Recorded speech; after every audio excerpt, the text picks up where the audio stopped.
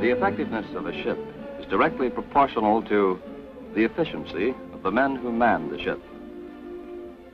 Efficiency of the men, in turn, depends not only on their training, their discipline, and their leadership, but in great measure on their living conditions. Because many of today's ships lack the facilities which provide good habitability and thus provide highest efficiency, Commander Operational Development Force was ordered to make an evaluation of shipboard living conditions. Conditions were studied on all the major types of ships. The reports indicated that much improvement could be made in existing ships by giving habitability consideration commensurate with the consideration given other military characteristics. To explore this concept, it was decided to make experimental changes in the living accommodations of an existing ship to see what could be done to improve habitability. Representatives of the forces afloat, Bureau of Ships, the Norfolk Naval Shipyard, and a well-known industrial designer met to work out detailed plans for improving the various berthing, messing, and sanitation compartments on a 692 class destroyer. Surveys indicated serious overcrowding. Studies were made to see if the crew could be reduced by more efficient utilization of each man. The tight commander cut the personnel allowance on a trial basis. This made more room and more facilities available for each man. Total reduction amounted to 37 persons, officers, CPOs, and enlisted men. The ship's effectiveness was not expected to be reduced because better living conditions would make each man more efficient.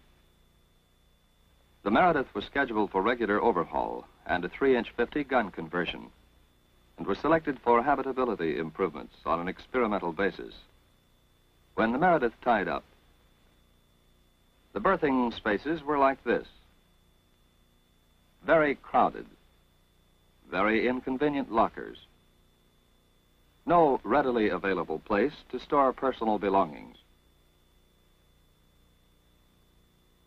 Peacoats and foul weather clothing were hung wherever space was available. There was no room and no facilities for recreation. The comfort of many of the berths were diminished by the glare of hot lights and the projection of valves and pipes from the overhead. The poor arrangement of the bunks made traffic flow slow and difficult. Crew's berthing compartment A304L was laid out like this. 48 men lived here. Not only was it crowded, but it was very difficult to get to the ladder at reveille and general quarters. Most critical bottleneck existed here, where 33 men had to pass when clearing the compartment. Redesign produced a more efficient layout, further improved by reducing the number of personnel assigned to the compartment. A304L now looks like this. Note how the removal of a few men and the rearrangement and redecoration have improved the appearance. The bulkheads are painted a gray beige, and the compartment is pleasantly illuminated by fluorescent lights. Foam neoprene mattresses improve the comfort of the berths. The stanchions make a more orderly appearance than the chains of the old-type berths. The drawer-type transom locker can be used without disturbing the occupants of the berths. New utility screens give the men some privacy and make it easy for them to get at some of their often used items. In addition to their transom lockers, new upright lockers supply more storage space for each man. 3 men share each one. The top space is for their peacoats and uniforms, and each man has an individual drawer below. The locker itself and the door is ventilated. Bars provide for drying damp towels and other small laundry items. The redesign now permits some recreation space. An upholstered transom, several tables. This chief's messing compartment originally was designed to be twice this size. Then, additional military equipment was installed and caused overcrowding, a condition not conducive to pleasant meals or relaxation. An opening behind this locker was the only passageway for over 20 of the crew to pass back and forth to their berthing compartment directly below the chief's quarters. Relocation of a hatch permitted the men to go to their compartment without walking through the chief's quarters. And the rearrangement and redecoration of the quarters made them brighter and more comfortable, although a little smaller. The after CPO quarters were encroached on by the installation of this ammo hoist for the new 3-inch 50 centerline mount. 2 officers were crowded into this bunk room, and 3 more in an adjacent room just like it. Not very satisfactory for sleeping or working. On the blueprint, the officers' quarters looked like this. Notice that the passageway took up much valuable space. The redesign made use of the passageway and permitted separation of bunks from space for office work and recreation. The space now is improved both for sleep and for work. Interior decorating by color of paint and other means adds much to the attractiveness of these quarters. The captain's cabin was improved by relocation of a door and the installation of a more utilitarian desk. A transom-type berth was also installed to replace the old berth. It doubles as a settee for the captain's official and personal guests. The Meredith's messing system was far from efficient. Traffic was confused and further complicated by mess cooks using the same ladder as they replenished the food from the deck above. Part of the traffic problem was solved by installation of a dumb waiter to bring food down from the galley. Worst tie-up was at the ladder, where the line had to turn 180 degrees, pick up utensils, make other sharp turns, and pass down the serving table. Immediate improvement was made by reversing the ladder and moving the serving table. This permitted rearrangement of furnishings so that there was room for the dumb waiter, an ice cream freezer, and a hardening cabinet. The line makes a smooth turn now to get to the serving table and moves with less confusion. The galley was rearranged on an experimental basis. Better ventilation was provided. Although 88 seats were provided in the old messing compartment, many of them were very difficult to reach and therefore were not used. Studies showed that never more than 53 seats were in use at any one time. In redesigning the compartment, only 56 seats were provided. However, small tables replace the long tables, and all seats are accessible. No longer is there an institutional appearance. Each man has a wider table frontage and more elbow room. Backs on the seats provide additional comfort. The lighting and coloring of the bulkheads tend to make unnoticeable the extraneous gear, such as ducting, ammunition hoists, and the like. All furnishings are colorful. Tables pearl gray and yellow gray. Transoms blue. Seats beige. Bulkheads beige. Deck terracotta. The keynote is cheerfulness. Better appetites for the good food supplied. The men no longer have to scrape their trays.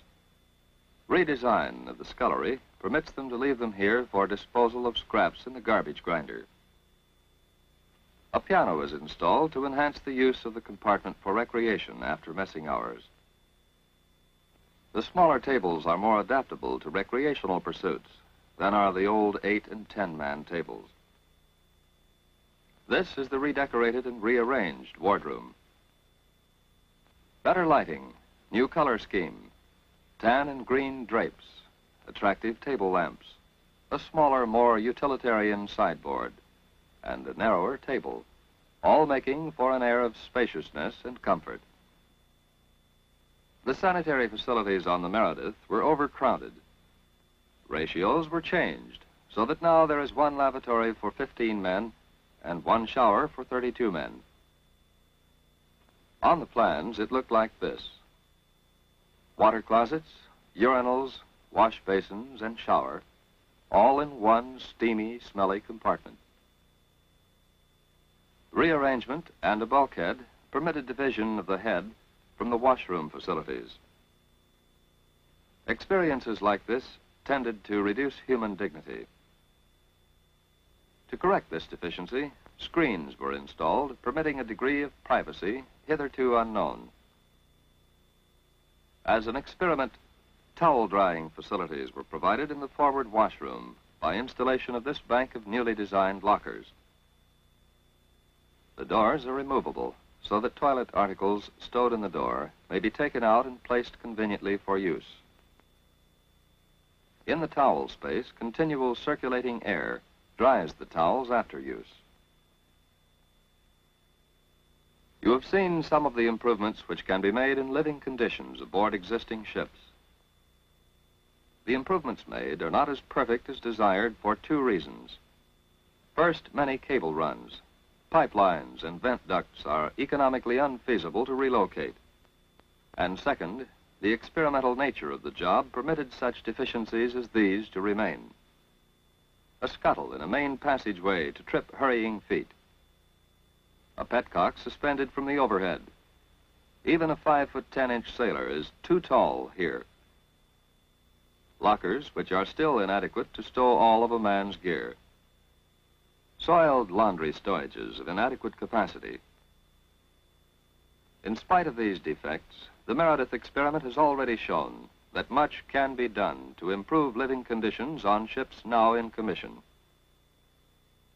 The Meredith experiment has not exploited all possibilities for improvement. Studies and investigations have shown that much more can be done. Judicious consideration must be given to the removal of equipments which do not support the mission of the ship, and the removal of equipment like this torpedo dolly, which takes up space and weight out of proportion to its value to the ship. Even though the appearance and arrangement of the living spaces have improved, they are still excessively hot. Because of the heat, some men prefer to sleep on deck. Temperature control of some sort must be installed if human efficiency is to be high during the summer months and during tropic operations. Installing mechanical cooling will not only improve human efficiency, but will also increase the resistance of the ship to contamination from atomic, biological, and chemical attacks. The experiment to improve shipboard living conditions has not only improved efficiency, but it has also improved morale. In an evaluation of the conversion on the Meredith, members of the crew said, "Well, it's like this. It's a lot easier to hang on to your chow when you don't have to hang on to a chair. It's a 200% improvement." Well, at last we have a place where we can sit down and relax. That linoleum stuff on the deck instead of bare steel is great. Yeah, the Navy is really trying to do something for us. Giving living conditions the consideration commensurate with other military characteristics will result in improved efficiency of the men, and thus in improved effectiveness of their ship.